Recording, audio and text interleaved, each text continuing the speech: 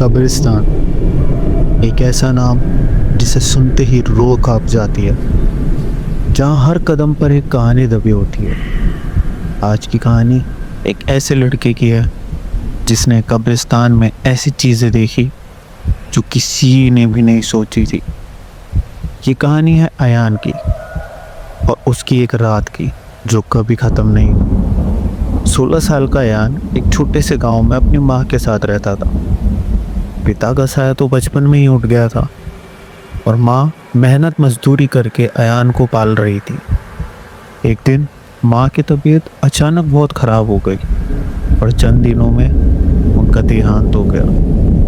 अयान की दुनिया जैसे थम सी गई थी। माँ को दफनाने के लिए वो गांव के पुराने सुनसान कब्रिस्तान में गया। गांव वाले कहते थे वहाँ रात के वक्त कोई नहीं जाता क्योंकि वहाँ कुछ ऐसा है जो इंसानों को पसंद नहीं करता। दोपहर से शुरू हुआ दफनाने का काम कब शाम से रात में बदल गया पता ही नहीं चला। अयान कब्र खोदकर माँ को दफनाने लगा और फिर हाथ जोड़कर वहीं बैठ गया। तभी पीछे से किसी ने फुसफुसा कर कहा, बेटा। आवाज़ उसकी माँ जैसी थी। वो झटका खा गया। उसने पीछे देखा पर वहाँ कोई नहीं था, बस ठंडी हवा बह रही थी और पेड़ों की परछाइयाँ अजीब अजीब आकृतियाँ बना रही थी। तभी कब्रिस्तान का पुराना गेट धड़ाम से बंद हो गया, जैसे किसी ने जानबूझकर किया हो। अयान गेट की तरफ भागा और वो लॉक था। फिर उसने सोचा शायद पीछे का वाला गेट खुला हो। वो कब्रिस्तान के बीचों बीच से गुजरने लगा।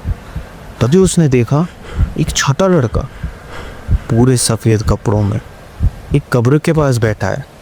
अयान ने पूछा, तुम यहाँ क्या कर रहे हो? लड़का बिना कुछ बोले वहाँ बैठा रहा।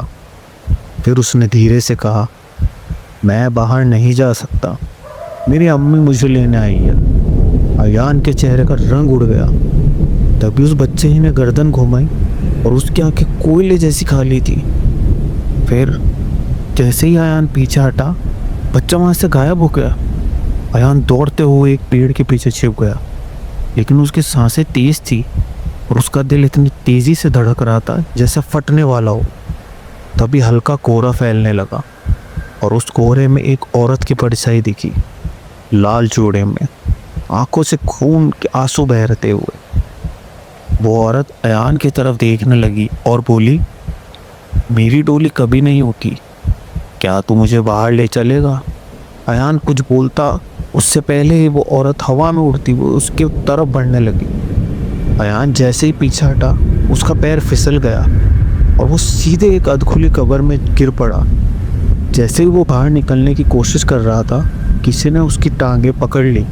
वो नीचे खींचने लगा। उसने जैसे ही पीछे देखा, वही लाल जोड़े वाली औरत उसके पीछे खड़ी थी और अब उसका चेहरा पूरा सड़ा हुआ, आंखें बाहर निकली हुई और मुंह से कीड़े निकल रहे थे। क्यों आया मेरे हिस्से की रात में? वो चीखी। अयान ने आंखें बंद कर ली।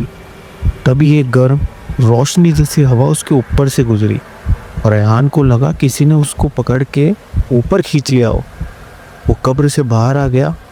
गेट खुला और वो दौड़ता हुआ गेट के बाहर निकल गया।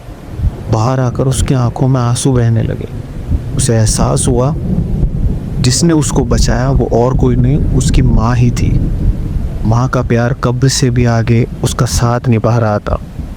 पर उस रात की परछाई आज भी अयान का पीछा करती है और उस कब्रिस्तान की वो भयानक रात वो अपने जीवन में कभी नहीं भूल पाएगा।